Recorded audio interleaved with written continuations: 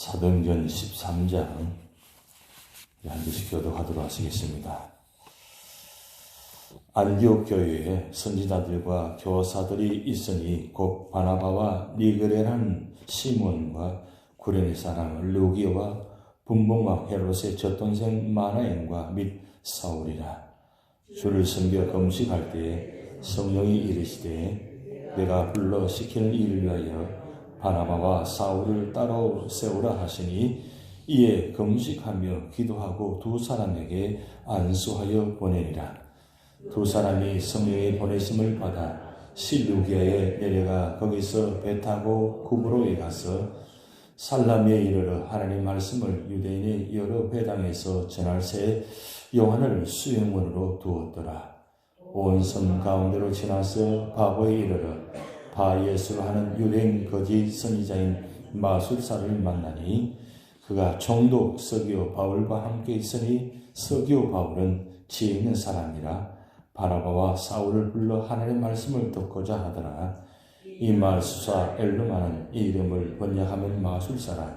그들을 대적하여 총독으로 믿지 못하게 힘쓰니 바울이라고 하는 사울이 성령이 충만하여 그를 주목하고 이르되 모든 거짓과 악행이 가득한 자요 마귀의 자식이요 모든 의의 원수요 주의 바른 길을 굽게 하기를 그치지 아니하겠느냐. 보라, 이제 주의 손이 내 위에 있으니 네가 맹인이 되어 얼마 동안 해를 보지 못하리라 하니 즉시 안개와 어둠이 그를 덮어 인도할 사람을 두루 구하는지라. 이에 총독이 그렇게 된 것을 보고 믿으며 주의 가르치심을 놀랍게 여기니라. 바울과 및 동행하는 사람들이 바보에서 배 타고 밤빌리아에 있는 버가에 이르니 요한은 그들에게서 떠나 예루살렘으로 돌아가고 그들은 버가에서 떠나가 비시디아 안디옥에 이르러 안식일에 회당에 들어가 앉으니라.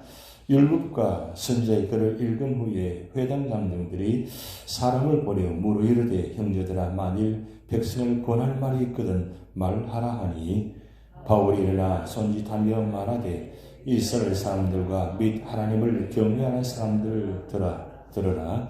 이 이스라엘 백성이 하나님이 우리 조상들을 택하시고 애굽 땅에서 나가게 된 그 백성을 높여 큰 권능으로 인도하여 내사 광야에서 약 40년간 그들의 소행을 참으시고 가나안 땅 7족속을 멸하사 그 땅을 기업으로 주시기까지 약 450년간이라. 그 후에 선지자 사무엘 때까지 사사를 주셨더니 그 후에 그들이 왕을 구하거늘 하나님이 베냐민 집파 사람 기스의 아들 사울을 40년간 주셨다가 폐하시고 다윗을 왕으로 세우시고 정언하여 이르시되 내가 이새의 아들 다윗을 만나니 내 마음에 맞는 사람이라 내 뜻을 다 이루려 하시더니 하나님이 약속하신 대로 이 사람의 후손에서 이스라엘을 위하여 구주를 세우셨으니 곧 예수라. 그가 오시기에 앞서 요한이 먼저 회개의 세례를 이스라엘 모든 백성에게 전파하니라. 요한이 그 달려갈 길을 마칠 때에 말하되 너희가 나를 누구로 생각하느냐. 나는 그리스도가 아니라 내 뒤에 오신 네가 있으니 나는 그 발의 신발끈을 풀기도 감당하지 못하리라 했으니 형제들아 아브라함의 후손과 너희 중 하나님을 경외하는 사람들아 이 구원의 말씀을 우리에게 보내셨거늘 예루살렘에 사는 자들과 그들 관리들이 예수와 및 안식일마다 외우는 바 선지자의 말을 알지 못함으로 예수를 정죄하여 선지자의 말을 응하게 하였도다.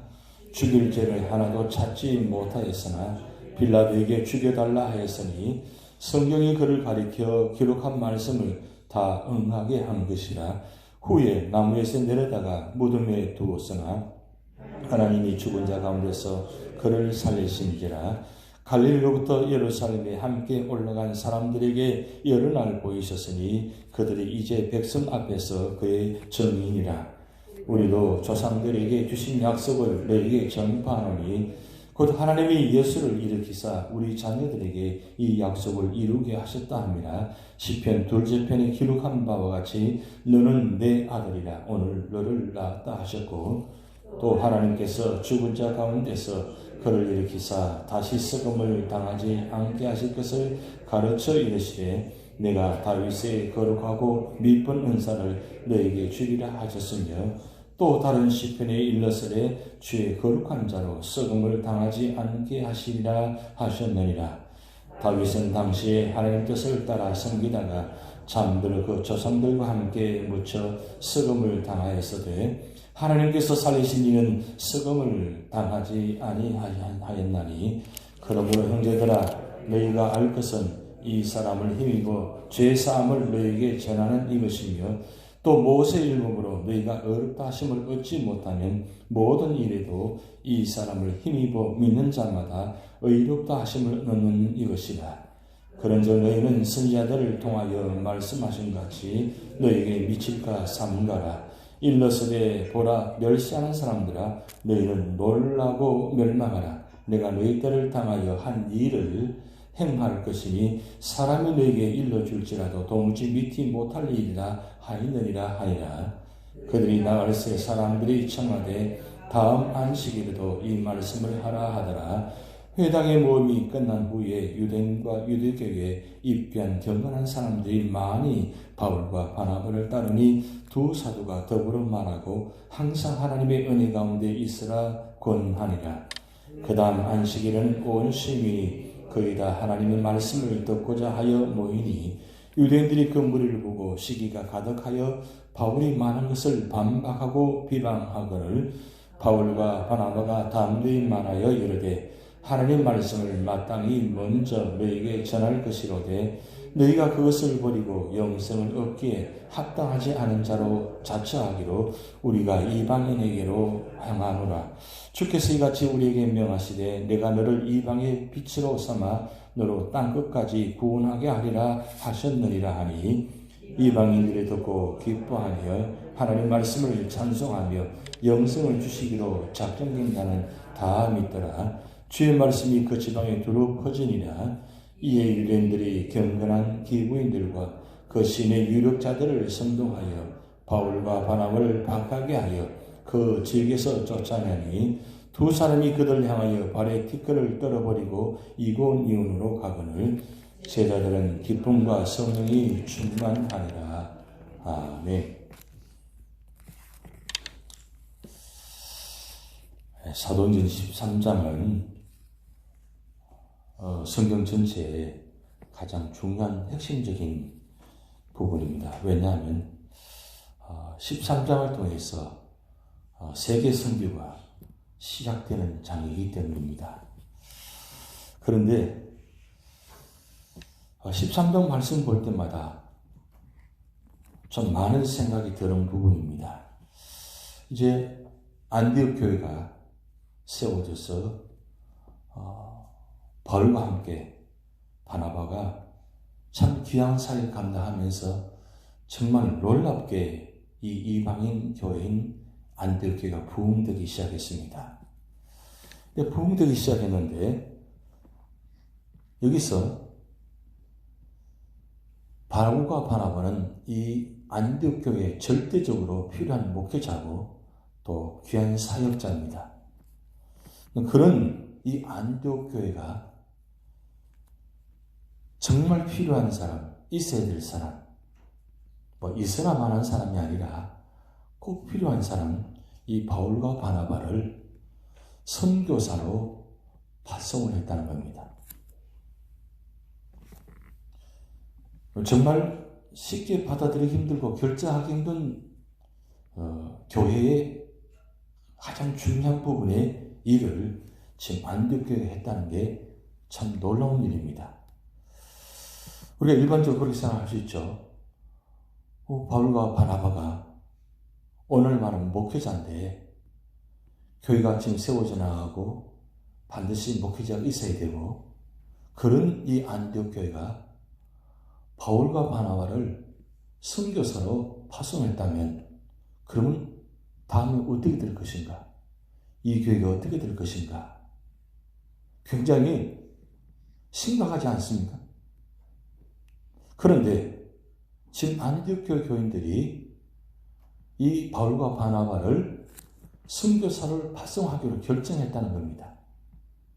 근데 여기서 중요한 사실은 2절 말씀에 주를 섬겨 금식할 때에 성령이 이르시되 내가 불러 시키는 일을 위하여 바울과 바나바를 따로 세우라 하시니라고 기록됩니다.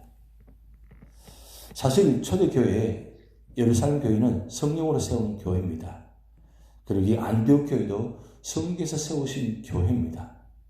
그런데 성령께서 역사하시는 가운데 이 안디옥 교회가 성령의 역사에 순종을 했다는 겁니다. 인간적으로 생각하면 도저히 받아들일 수 없는 결정이고 선택의 사항입니다. 그런데 그들이 모여서 성령의 식임대로 금식하며 기도하면서 그리고 이들을 안수하여 선교사로 파송했다는 겁니다. 이렇게 생각해 봅니다. 만약에 바울과 바나바가 선교사로 파송받지 않았다면 어떻게 되었을까? 저는 성경을 볼 때 항상 성경 뒤편에 있는 하나님 역사를 늘 생각하면서 말씀을 봅니다. 만약에 바울과 바나바가 선교사 파송받지 않았다면 어떻게 되었을까? 세계 선교 역사에 어떻게 역사가 나타날까? 물론 하나님 역사는 다른 방향, 다른 사람으로 통해서 세우셔서 그 일을 감당하실 것입니다. 그런데 지금 안디옥 교회 입장에서는 도저히 받아들이기 힘든 상황의 말씀입니다. 그런데 안디옥 교회 성도들이 그에 순종했다는 것과 그리고 바울과 바나바가 그 성령의 역사에 순종했다는 것, 이 두 분의 안디옥 교회와 두 분의 이 순종함이 있지 않았다면 과연 어떻게 되었을까? 물론 안디옥 교회가 바울과 바나바를 성령의 역사를 순종하지 않고 그냥 계속 목회자를 세워서 목회를 했을 수도 있습니다. 그리고 바울과 바나바가 성교사 파송받지 않더라도 얼마든지 안디옥 지역에 머물면서 복음을 전하면서 교회를 훌륭히 세워질 수도 있습니다. 그런데 교회적으로나 개인적으로 봤을 때는 참 순종하기 힘든 모습이지만 교회도 순종하고 그리고 바울과 바나바도 순종했다는 사실이 중요합니다. 만약에 바울이 순종하지 않았다면 오늘 구약의 역사 가운데 가장 중요한 핵심인 21절, 22절에 사울이 40년간 왕으로 세워줌 받았다는 사실을 아직도 몰랐을 수도 있습니다. 구약의 그 긴 역사 속에 사울 왕, 초대 왕이 왕으로 세움 받았는데 다른 왕들은 다 몇 년간 다 기록되는데 사울 왕이 몇 년간 했다는 것은 기록되지 않았어요. 그런데 이 사울, 이 베냐민 지파의 후손인 이 사울이 지금 사울을 40년간 주셨다라고 기록했다는 거예요. 이 놀라운 사실이거든요. 아무도 이야기하지 않았어요. 하나님께서 다른 사람 통해서 말씀하지도 않았어요. 그런데 사울이 만약에 선교사로 파송받아서 이렇게 가지 않았더라면 이런 말씀 역사가 없었을 것입니다. 그리고 1차, 2차, 3차 이런 놀라운 선교 역사를 통해서 실라, 디모데, 누가 이런 사람이 과연 등장했을까요? 만약에 디모데를 만나지 않았다면, 누가를 만나지 않았다면, 디도를 만나지 않았다면, 빌레몬을 만나지 않았다면 그 성경에 이 서신서에 나타난 이 놀라운 주옥 같은 말씀의 기록들이 과연 있었을까?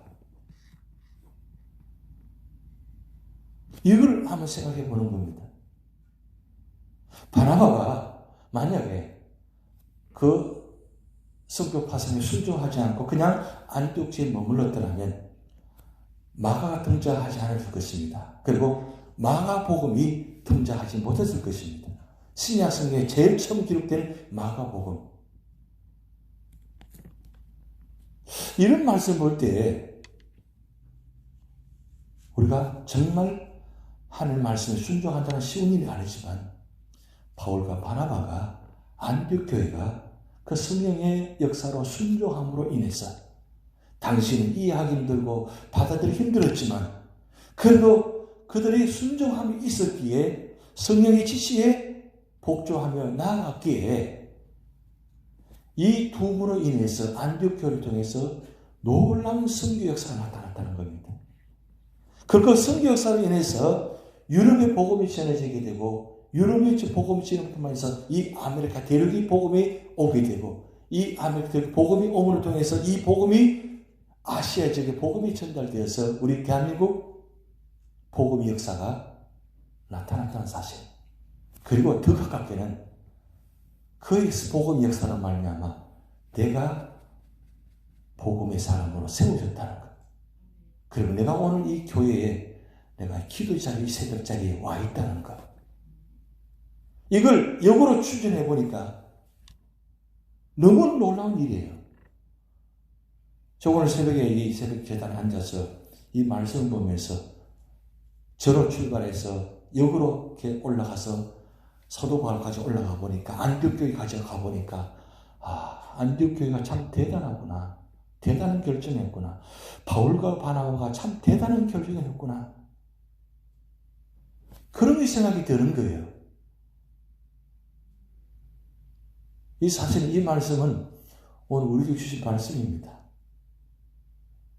교회적으로 무슨 일을 결정할 때 참 쉬운 결정은 하나도 없습니다. 그리고 결정된다 할지라도 그 결정된 일들이 때가 해보면 받아들이기 힘든 결정들도 있습니다. 그런데 교회는 세우는 곳입니다. 그리고 하나님의 역사를 나타내는 교회, 그 바로 교회입니다. 할 수만 있으면 사람을 세워서 그리고 그 분들을 통해서 하나님의 역사를 나타내는 것이 교회의 사명입니다. 만약에 교회적으로나 모든적으로 개인적으로 만약에 조건을 따지고 만약에 살펴보고 여러 가지 다 해서 라고 하고 그냥 다 순종하지 아니하고 결정하지 못한다면 어떻게 될까요?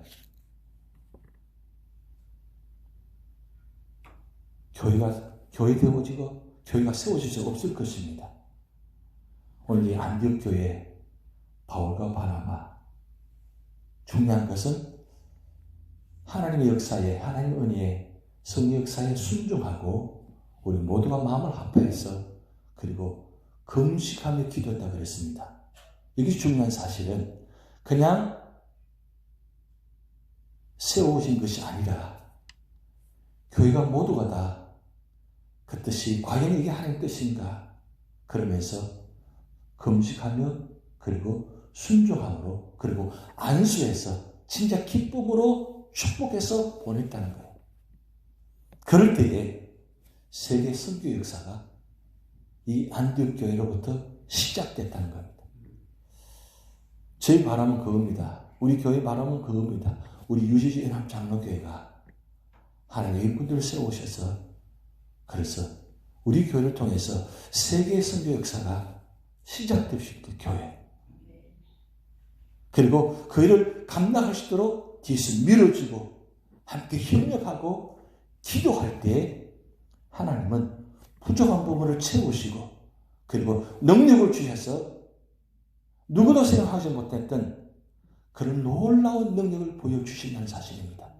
그래서 그때 잘 세웠어. 잘 순종했어. 이 일을 통해서 하나님의 뜻이 이루어지고 하나님의 영광이 드러났어. 그리고 무엇보다도 구원의 역사가 시작됐다는 이런 축복이 우리 교회에 모두 여러분에게 이루어지기를 주님으로 축복드립니다. 다 같이 기도를 하시겠습니다. 하늘에 계신 우리 아버지여, 이름이 거룩히 여김을 받으시오며 나라의 영광오시며 뜻이 하늘에서 이룬 것 같이 땅에서도 이루어지이다. 오늘날 우리에게 일용할 양식을 주옵시고 우리가 우리에게 죄지은 자를 사하여 준 것 같이 우리 죄를 사하여 주옵시고 우리를 시험에 들게 하지 마옵시고 다만 악에서 구하옵소서. 대개 나라와 권세와 영광이 아버지께 영원히 있사옵나이다. 아멘.